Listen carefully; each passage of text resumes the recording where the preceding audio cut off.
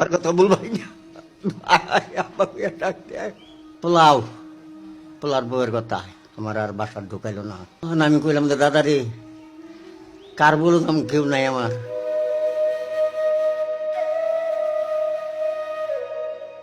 আমার একটা ছেলে এই ডাকাতি থাকে রাখার পর দুটা নাতনি কম্পিউটার চালায়, একটা নাতনি আছে।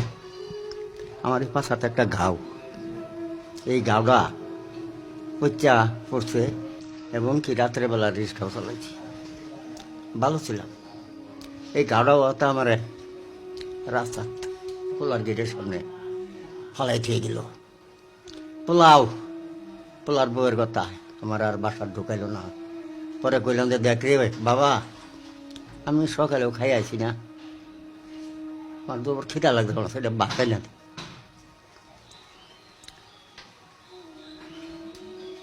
খাওয়াইলো না, না খাওয়াই বাবা একটা লোকে হুইনা হেরা চার চলতে না, চা একটা রুটি একটা খাওয়াইলো আমার, পর্দাটা খাইলাম, পেটও যায় না।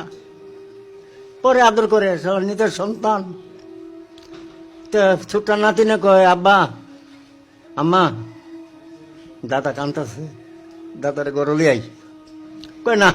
দুইজনে টাইনা তুইলা রিক্সা তুইলা যখন টাঙ্গেল বাস স্ট্যান্ড লই আইয়ে গাড়ি তুইলা দিব, তখন আমি কইলাম যে দাদা রে, কার বলতাম কেউ নাই আমার। তো রিক্সার ড্রাইভারে কইলাম যে ভাই মেন রোড দিয়েই যান, নাবিস্কু যাই উঠছে।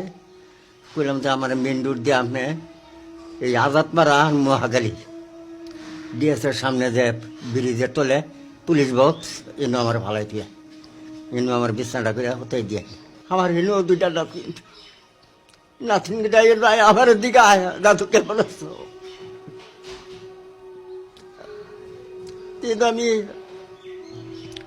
পড়ে রয়েছি বাবান, আমি খুব আদরে আছি, বাবার কথা বলবাই না। গা খাওয়াইছে আয় আব্বা কেমন আছে, আর আনন্দ আমার কি আছে কল। আমি দোয়া করি আবার আমার এই পুতের আল্লাহকে দোয়া বিপদে না ফেলায়, আমি এই কামনাই করি। আমি খুব সুখে কাটাইতেছি দিন, খুব সুখে কাটাইতেছি, আমার কষ্ট নাই, আমার কেউ নাই দুনিয়া, আমার এই এক ছেলে আছে। আমি বর্ত দিনে আল্লাহ আছে, ওই একজন মাথার উঠে আছে, বালামন্দর মালিক আমার আল্লাহ।